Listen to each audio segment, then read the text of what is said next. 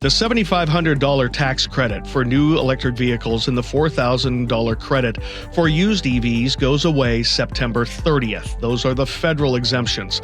Stephen Hershkowitz is the managing director for the Clean Transportation for the State Department of Commerce.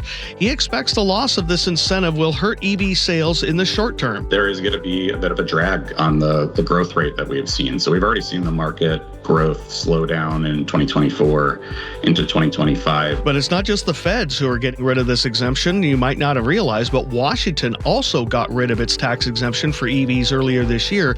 The legislature and Governor Ferguson deciding to use the dollars elsewhere.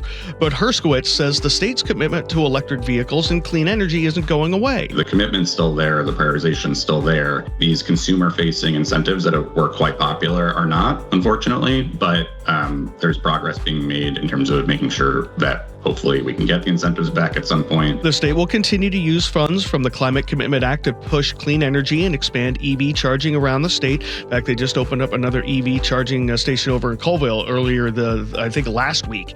Hershkowitz believes the EVs are the future and that the demand will eventually return. The automakers know that this is where it's going. Their global competition is, further ahead in many major markets now internationally for EVs. And so this is where we're going. It's just about the pace at which we get there. Now, the pace also includes finding ways to improve the pricing for electric vehicles. The average price for a new EV is over $55,000, out of the price range for most of us. The average price for a new gas car, $49,000. Now, you could certainly find new EVs for much, much less. I mean, the Nissan Leaf, for instance, runs around $30,000. So, I mean, there are price points here and there, but some of those might not qualify for the exemption. Hershkowitz says now might be the time to get in if you really want to take advantage of those extra dollars. It's a good opportunity for people who have been considering getting an electric vehicle to really bring that consideration up to a higher level,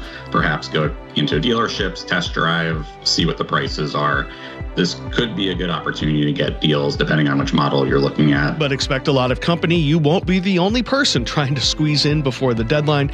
By the way, to take advantage of this tax credit, you only need to have an EV ordered by the deadline. You don't actually have to take delivery by the 30th. You can get the paperwork in and get down and work your way down and then have it delivered later and still get the tax exemption. So up to $14,000 to $15,000 in credits in Washington have gone away now, with the state getting rid of its $7,500 and now the feds getting rid of their $7,500. So that's where we are. The incentives have gone away.